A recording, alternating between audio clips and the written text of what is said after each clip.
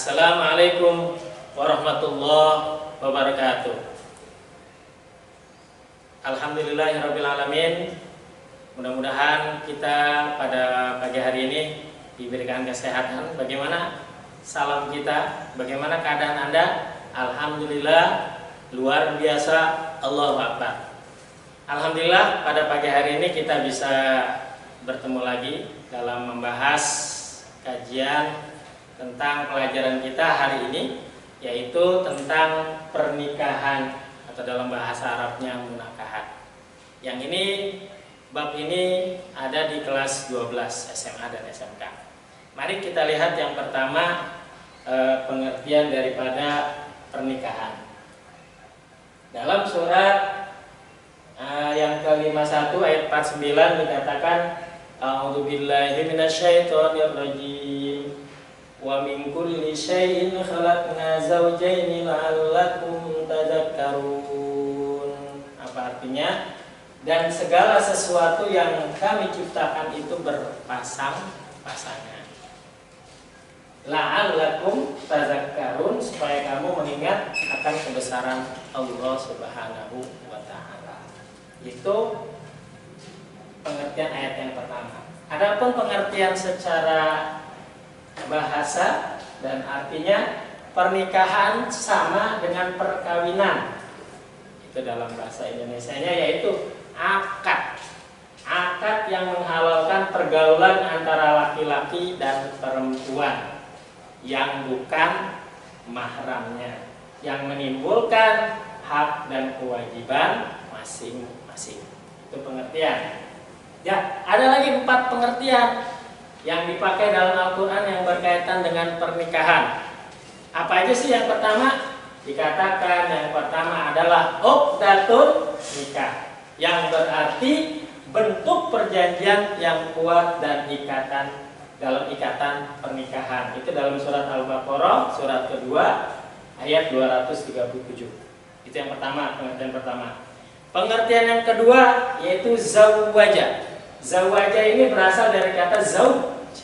Zauj ini yang berarti pasangan. Silakan nanti dilihat di Quran surat Al-Baqarah juga, surat kedua ayat 230. Itu pengertian yang kedua. Adapun pengertian yang ketiga, misaqan ghalizo. Misaqan ghalizo itu yang berarti ikatan yang kokoh. Silakan dilihat di surat yang keempat, yaitu surat An-Nisa ayat 21. Kemudian apa lagi pengertiannya? Yaitu mawaddah warahmah, yang artinya bentuk kasih sayang. Yang ini terdapat dalam surat Ar-Rum ayat 21. Ya. Baik, kita lanjutkan. Kenapa Islam mensyariatkan pernikahan? Katanya, ya. Islam mensyariatkan pernikahan agar kita para hambanya terhindar dari maksiat dan perzinahan yang apa? Yang menyebabkan dosa dan penyakit. Itu kenapa Islam mensyariatkan pernikahan. Kemudian fungsi pernikahan sebagai berikut. Yang pertama, fungsinya sebagai salah satu pilar kokohnya sebuah masyarakat.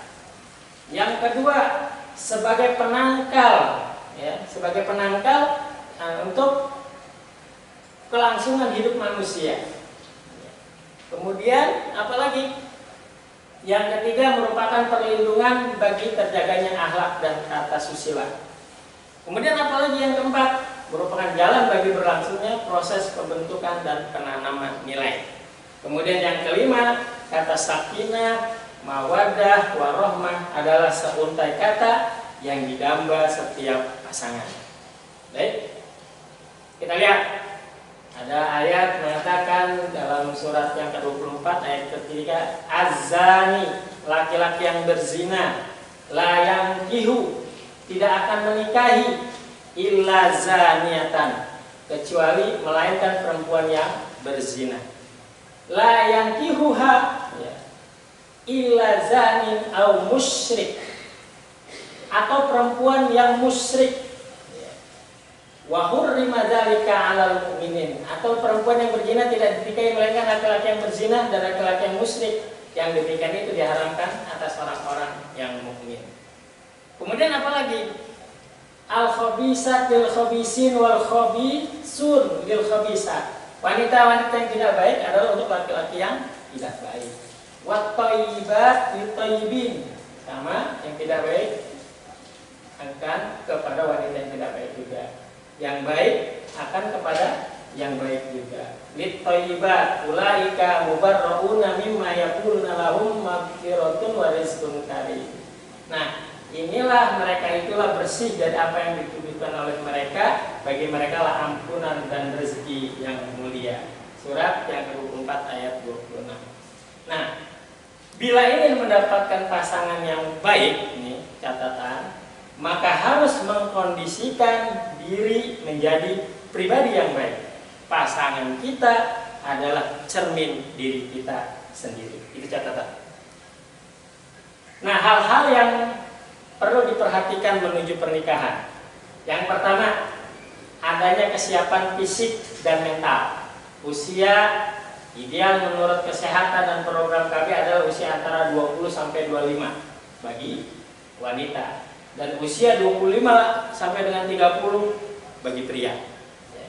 Kemudian yang kedua, kematangan mental yang harus diperhatikan dan kepribadian pendidikan. Nah, perbedaan umur itu minimal 5 tahun antara laki-laki dan wanita.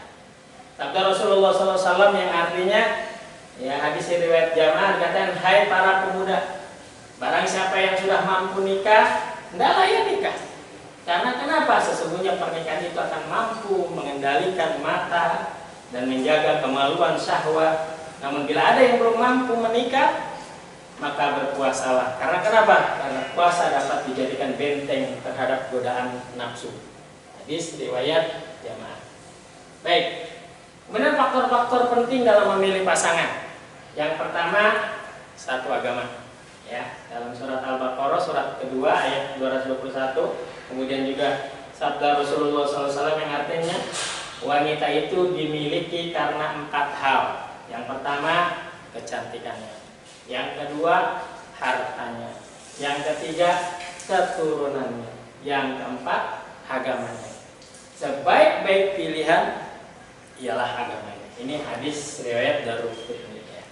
Kemudian yang kedua, faktor-faktor yang memilih pasangan, hindari pasangan yang buruk kepribadiannya. Ya. Ini dalam surat An-Nur surat 24 ayat 26 dan ayat 3. Kemudian yang ketiga, ya, yang penting dalam memilih pasangan, tetap memelihara kesucian diri dalam pergaulan. Karena kenapa? Karena pernikahan adalah ikatan suci, maka dalam proses memilih pasangan kita pun tetap menempuh jalan kesucian.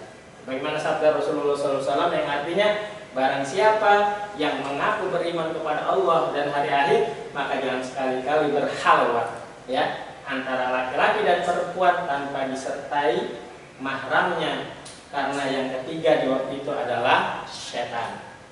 Ya.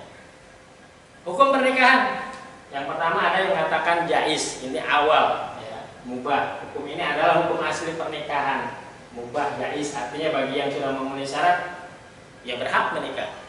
Kemudian yang kedua, sunnah. Kenapa disebut sunnah? Hukum ini berdasarkan pemahaman bahwa siapa saja yang mampu memenuhi syarat nikah namun tidak khawatir berbuat zina, maka ia disunahkan melakukan pernikahan.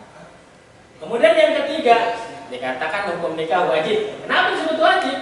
Hukum ini dikenakan bagi yang sudah memenuhi syarat, sehingga apa? Dikhawatirkan terjadinya pernikahan, maka ia wajib melakukan, terjadinya perzinahan, maka ia wajib melakukan pernikahan. Ini karena wajib, takut terjadi perzinahan, maka disuruh wajib melakukan pernikahan. Kemudian yang keempat, makruh. Kenapa disebut makruh? Hukumnya, dia mempunyai keinginan untuk menikah, tapi belum mampu memberikan nafkah, sandang, pangan, dan papan. Itu makruh. Dan dikatakan hukum nikah haram. Hukum ini dikenakan barang siapa saja yang menikah namun mempunyai maksud apa? Maksud dan tujuan yang buruk, yang jahat, baik untuk pasangannya maupun untuk dirinya sendiri, itu haram hukumnya. Jadi jais, sunnah, wajib, makruh, dan haram. Ya, baik. Kemudian tujuan nikah apa saja? Satu, tercapainya ketentraman hati dan ketenangan pikiran. Karena kehidupan yang diikuti cinta, mawaddah warahmah lahir dan batin antara suami dan istri. Terangkan dalam surat Ar-Rum, surat ke-30 ayat 21. Kemudian yang kedua, untuk memperoleh keturunan yang sah. Quran surat Asy-Syura, surat ke-42 ayat 11, 49 dan sampai 50. Kemudian apalagi? Tujuan nikah sebagai alat kendali manusia agar tidak terjerumus ke dalam jurang kemaksiatan. Kemudian yang keempat, untuk mewujudkan keluarga bahagia dan sejahtera, yaitu keluarga sakinah, hadis riwayat Jamaah tadi. Dan yang kelima, memenuhi kebutuhan seksual yang sah dan suci. Kemudian apa lagi? Rukun nikah. Yang pertama ada akad. Ya, akad itu sigot, yaitu ijab kabul. Kemudian yang kedua ada calon suami, ada calon istri.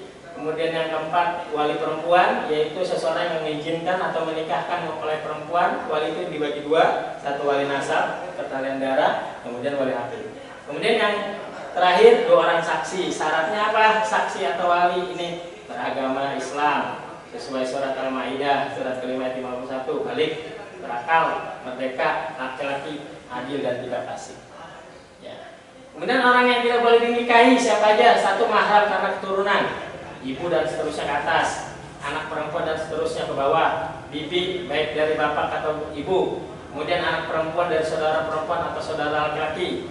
Yang kemudian yang kedua, mahram karena hubungan pernikahan, ibu dan istri yaitu mertua. Kemudian anak tiri, bila ibunya sudah dicampuri, istri bapak, ibu tiri. Kemudian istri anak menantu. Kemudian yang ketiga, mahram karena susuan, ibu yang menyusui, kemudian saudara perempuan sesusuan. Kemudian yang keempat, mahram karena dengan maksud dikumpul atau dimadu, saudara perempuan dari istri, bibi perempuan dari istri, keponak perempuan dari istri. Kemudian kewajiban-kewajiban, yang pertama kewajiban suami menjadi pemimpin, memberi nafkah, menggauli istri secara ma'ruf. Kemudian masing-masing anggota terutama suami istri bertanggung jawab sesuai dengan fungsinya. Kemudian memberikan kebebasan berpikir, bertindak kepada istri sepanjang sesuai norma Islam. Kemudian kewajiban istri apa? Satu, taat, patuh kepada perintah suami. Kemudian selalu menjaga kehormatan, bersyukur atas nafkah yang diterima, membantu suami mengatur rumah tangga dengan baik. Nah, kewajiban suami dan istri apa? Memelihara dan mendidik anak, berbuat baik terhadap mertua kita, ya, atau yang baik dari istri maupun yang dari suami atau dari istri. Kemudian setia dalam hubungan rumah tangga, memelihara keutuhan dengan saling membantu antara keduanya. Kiat praktis menjadi idaman suami, istri yang menjadi idaman suami. Satu, terima dengan ikhlas panggilan suami. Kemudian apalagi? Perhatikan ke arah mana mata terjun hidungnya ketika menghirup. Kemudian beri pelayanan prima pada suami. Jaga betul harta bendanya. Kemudian jauhi membangkang perintahnya. Kemudian setelah nikah ada talak. Talak ini adalah memutuskan tali ikatan pernikahan. Nah, hukumnya asal talak ini makruh. Sabda Nabi, sesuatu yang halal yang amat dibenci oleh Allah adalah bercerai. Hukum talak ada 4, wajib, sunnah, haram, dan makruh. Ya. Bentuk talak, ya. Talak adalah perceraian yang dijatuhkan suami atas kehendaknya sendiri. Kemudian talak hulu atau talak tebus, yaitu talak ini adalah talak yang dijatuhkan suami karena kenapa? Menyetujui, memenuhi permintaan cerai istrinya dengan membayar tebusan dari pihak istri atau pengembalian mahar. Kemudian talak pasah adalah talak yang dijatuhkan oleh hakim atas apa? Pengaduan istri. Nah, karena apa? Ada aib, suami tidak mampu memberikan nafkah, adanya penipuan dari pihak suami, atau diketahui adanya hubungan mahram antara suami atau istri. Ya. Cara menjatuhkan talak dengan kata-kata jelas, sareh, dengan kinayah. Ya. Misalnya ada lagi yang peraturan-peraturan yang khusus li'an. Ini suami dan istri yang saling melaknat. Zihar, mengharamkan istri dengan menyamakan seperti ibunya sendiri. Ilah, yaitu mengharamkan bergaul dengan atas sumpah hendak menjauhi dirinya dan istrinya untuk dapat menggauli istrinya kembali dengan membayar kifarat. Kemudian ihdad, berkabungnya istri karena suaminya wafat. Kemudian tahlil, yaitu suami yang melanggar janjinya ketika diucapkan saat akdun nikah. Ya. Iddah, masa menunggu perempuan tinggal mati suaminya atau dicerai suaminya, atau ketika tidak haid, iddahnya 3 bulan. Kewajiban suami pada masa iddah memberikan nafkah, tempat tinggal bagi istri yang ditalak raj'i, kemudian memberi tempat kediaman bagi istri talak 3 dan talak tebus apabila tidak mengandung. Kemudian memberi nafkah, pakaian dan tempat tinggal bagi istri yang talak 3 dan talak tebus apabila mengandung. Rujuk itu kembali. Kembalinya suami istri telah ditalak, yaitu talak 1 dan talak 2. Ya, rujuk syaratnya boleh mubah hukum asalnya. Istri disyaratkan sudah pernah bercampur dengan suami istri dalam talak raj'i, masih dalam iddah. Suami disyaratkan balik berakal dengan kemauan sendiri tanpa fakta, dan adanya sigot sore terang-terangan ataupun dengan kinayah sindiran. Kemudian setelah itu ada hadonah. Hadonah ini adalah mengasuh, memelihara anak yang kecil yang belum dapat mengatur atau menjaga dirinya sendiri. Syarat yang menjadi hadonah: sehat, berakal sehat, merdeka, melaksanakan ajaran agama, dapat menjaga kehormatan dirinya, dapat dipercaya dan menetap bersama anak yang dididiknya. Ya, hikmah pernikahan yaitu menenangkan hati pikiran, melegakan perasaan, menyalurkan hajat fitrah biologis yang sah yang mendapatkan keturunan guna melanjutkan hidup yang berkualitas, kemudian membina silaturahim kedua keluarga yang sejahtera, bertanggung jawab sesuai dengan fungsi ibu dan bapak dalam rumah tangga yang sakinah. Kemudian yang keempat, menjaga diri dari penyakit-penyakit kelamin yang merusak fisik, mental, serta terhindar dari krisis moral dan masyarakat. Kemudian undang-undang perkawinan, 74 ada lagi undang-undang yang baru. Kemudian lagi batasan-batasan poligami dan sebagainya. Baik, untuk kesempatan ini, pertemuan kali ini, Bapak akan bagi beberapa kelompok. Silakan nanti ada yang membahas pengertian kelompok pertama, pengertian pernikahan, kemudian tujuan pernikahan, kemudian rukunnya, rukun pernikahan, kemudian lagi apalagi hikmahnya, ya, cara-cara memilihnya. Ada 5 kelompok. Nanti kita akan bertemu kembali di Zoom meeting selanjutnya. Ya, silakan dikaji kembali, silakan berdiskusi di kelompok masing-masing, silakan menggunakan WA-nya atau Instagram-nya dan sebagainya. Itu saja penyampaian dari Bapak, mudah-mudahan ini bermanfaat. Sekian, Assalamualaikum warahmatullahi wabarakatuh.